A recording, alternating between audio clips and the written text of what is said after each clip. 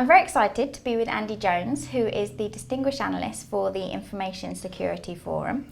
Now, Andy, before you went there and before we talk about some of the interesting stuff you're doing there, I'd really like to talk about your role at Maersk, where you were the CISO. And while you were there, they went through quite a well-publicised NotPetya attack. So when you're in that position, how does that feel? So the NotPetya attack was quite a devastating attack, very, very sudden, and it is all about feeling. So we went from being a $50 billion company to having almost nothing in just under 14 minutes. Wow. And it does feel very scary because you sit there and you've got absolutely nothing. You've got no phones, you've got no computers, you've got no internet. It's like the internet hasn't been invented. And you're sitting in a room, in a crisis room, and you're thinking, is it just us? Or is everybody in the world sitting in a crisis room thinking, oh my God, what just happened? It's that scary. Wow. And it sounds like, I know that it cost a lot of money, but actually that they did a lot of great things with it. So what sort of lessons do you think you've taken away personally? Yeah, I'm personally, I'm no longer with Maersk, but I think Maersk did a good response on it. I think we've perhaps forgotten the lessons. We've forgotten how devastating it actually was. It was 2 years ago now, and we've actually forgotten how some of it was. But what we're saying is, regardless, because this is about a weaponization of cyber. It was widely credited to the Russian government having some involvement in terms of the actual weapon. It was designed to destroy. The only purpose was to destroy. So we're saying, regardless of what you've invested in cybersecurity, even if you've got the latest technology, the flashing lights, everything is great, there is a scenario where you could go down. And I'm calling it the extinction event. It's an event where you don't really know whether you're going to remain in business. It's that bad. So recognise that despite what you've done, all the good things you've done, there is a scenario that can take you down that far, and be comfortable with it. To actually think, well, how would we recover? Rehearse it, rehearse your recovery, and think of the big questions that you'd need to ask. So can your company survive without any IT? And I mean nothing, no network. Maersk actually shipped, it kept on sailing. They did. But can your company do that? Do you know that? If you've got thousands of systems and you need to bring one back, what's the first one? Just one? How would you bring it back? When would you bring it back?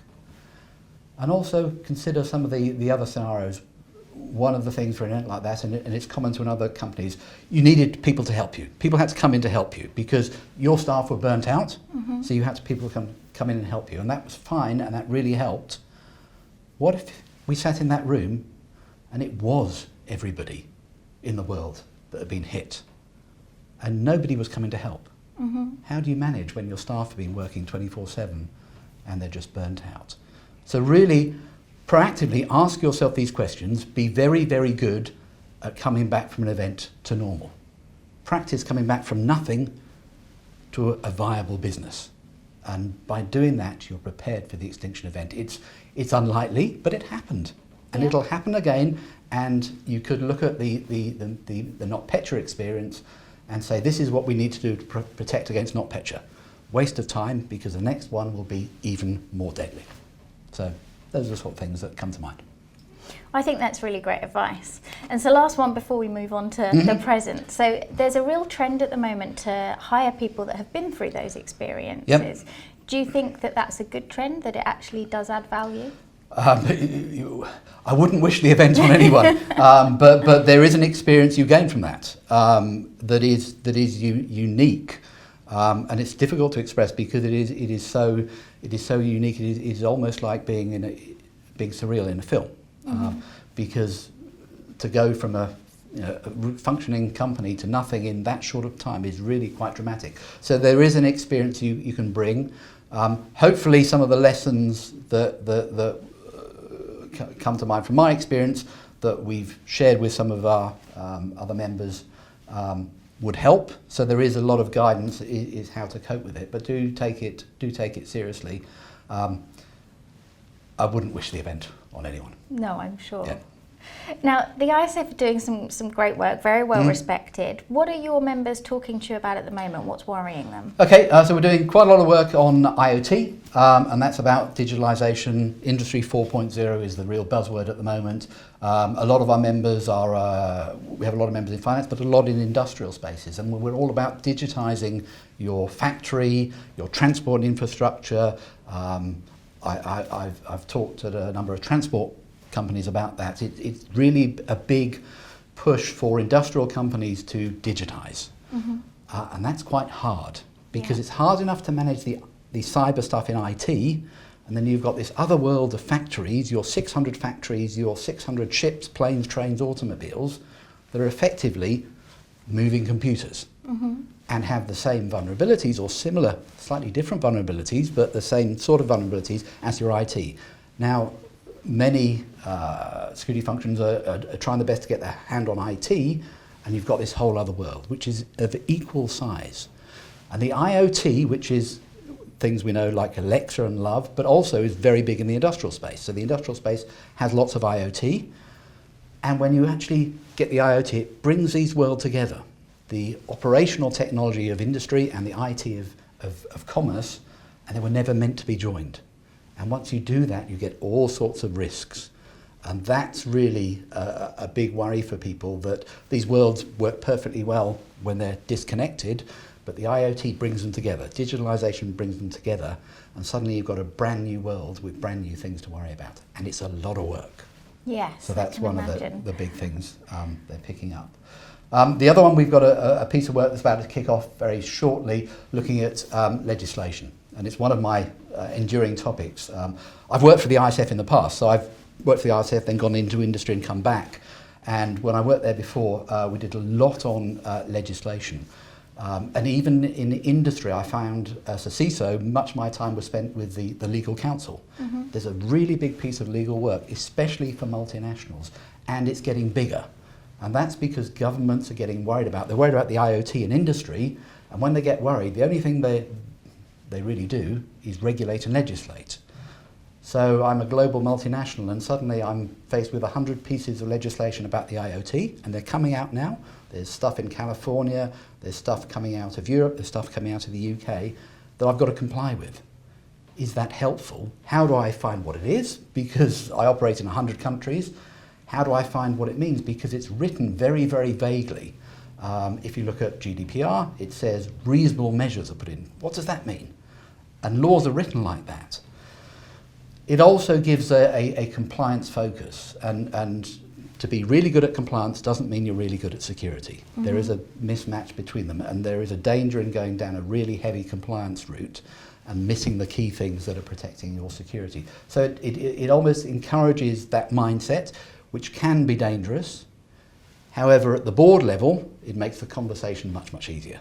Yeah. It's the law, we've got to do it. So I'm torn between whether it's helpful or not, but certainly in terms of the work we're doing, there's a real need to understand global legislation as it relates to cybersecurity. There's a lot of it, there's more coming, so it's not going to go away. So that's another big focus of what we're doing.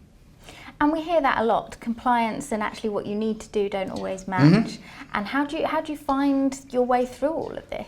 Yeah, and you know, it's not often said, but it is actually a risk decision. Do we comply with this or not? We're a global company, we operate in 100 countries, we cannot possibly be completely compliant with every single privacy law in those 100 countries. It's not possible, especially if we're running global systems. So there is a risk decision that must be taken, and it's all about understanding that risk. It's often a case of looking at, you know, what is the high bar, and let's go for the high bar, and we should cover all the low bars. So there are some strategies you can actually do, but it's about thinking about it and doing it knowingly, because you simply can't cope with it. And the laws are well-intentioned. It's not to say they're not well-intentioned, but law works on a jurisdictional basis and companies don't. So you need to get past that. Obviously with the legal input, there is, within the legal world, you know, there's a great interest in understanding more about cybersecurity and bringing that world more into the cyberspace. Now, with more legislation coming out in the IoT space, is that helping companies kind of take that trust leap and use it more, implement more things? It's a difficult thing. I mean, I think the digitisation, I was going to use the word hype, let me not use that word, but the momentum behind digitalisation is significant. So that's going ahead anyway. There's a lot of pressure at the board level to be seen as digitising. Where the legislation plays in that, there's a legislation that was enacted this year which enables ENISA, which is the European security arm of the European Union, to actually start a labelling scheme. So the same way that you'll have electrical devices that say this is A rated for power, you'll get an IoT device for consumer and industry that says this is A rated for safety, this is B rated for safety, this is C rated for safety. So you'll see some labelling. Now the idea of that is that pressurises the manufacturers to make sure it's so. So A really means A. And that pushes the industry. So that's I think that will come. It won't come for about 2 years though, because they've only just started on that journey. I think that probably is helpful. Of course, you can fake a label. So there are going to be fakes who need to watch out. But it'll force the companies that are producing these devices to actually do the due diligence and the testing to say this is an A-rated secure device. Now, there's a downside to that because for the hacker community to see something that's A-rated makes it a target. Mm-hmm. I think we can get past that. So I think generally it's a useful initiative. It'll be 2 years before we see that on stream though. Okay, well that's quite interesting because I think there's this real trust barrier for companies. Yeah, so yes. Do you think we have enough people working in security for IoT? No, I know there have been lots of debates, are there enough people in cyber? I think the jury's out. I think there is some hype over the numbers in cyber. I think there is lots of people with slightly different skill sets who would work very well. I've talked about the legal work, and having people with legal background is really good for cyber security. In the operational technology thing, so the industrial space, it's a different world. And it's rare to find people that understand that world. To find them that understand that world and the cyber world is a very big ask. And I know a lot of companies are really struggling to find that particular skill. It's rare as hen's teeth. And do you think there's anything we could do to encourage more people into that world?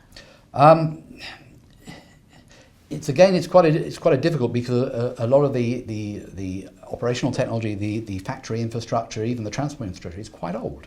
It's quite an old industry. And pick a ship. Ship is probably 30 years old and has a lifetime of 40 to 50 years. It's also true for planes and trains. You'd be surprised how old some planes are. So you do need a history in it. And people tend to have gravitated from an electrical engineering background into that world versus IT when it's an IT world, and people have come into cybersecurity from IT and an IT background. So they're two worlds that haven't met. I think part of the key is bringing the worlds together and getting them to talk, going to each other's Christmas parties, which we've never done before, to get a dialogue going. The skill sets are slightly different. It's a slightly different world, but slightly familiar world. So that you can bridge them. But as I said, if I'm a CISO looking at my company and I've got all this work here and I look over there and there's this other bit of work here, it's a lot to do and a brand new world. So I think it's quite a challenge. No, it sounds it. It's really interesting. Yep. Good. So if we're looking ahead to the next 12 months then, is there anything you think people should be watching out for, any new trends? Well, one of the things we're working on at the moment is our Threat Horizon report. That comes out every year, and it actually takes a 2-year horizon. So I don't want to give away too much of what's in it. We're looking at augmented reality, how that plays into things, and how that's an avenue for things like deepfake becoming much more current. So I think there are things to look out for, particularly in the social engineering world. Yeah. A lot of the things we see in technology is often not very new. So IoT, for instance, goes back to last century. It's not actually new at all. It's just become current. And I think the tricks that bad people have played are the same. They're just using a slightly different mechanism. So social engineering, there are more ways to social engineer it. We've seen it already that there's impersonation of voices. of the CEO and get them to commit a fraud like that, that's going to become much more prevalent and easier for people to do. I think that'll be a theme to look for, how these new technologies start making criminals' lives a bit easier, and we'll see an acceleration in that sort of thing. But I think social engineering is probably the one that we'll see growing through the use of technology. Brilliant. Well, that's been really fascinating. Thank you for sharing so much of that with us. I've really enjoyed speaking with you. Super to meet you. Thank you.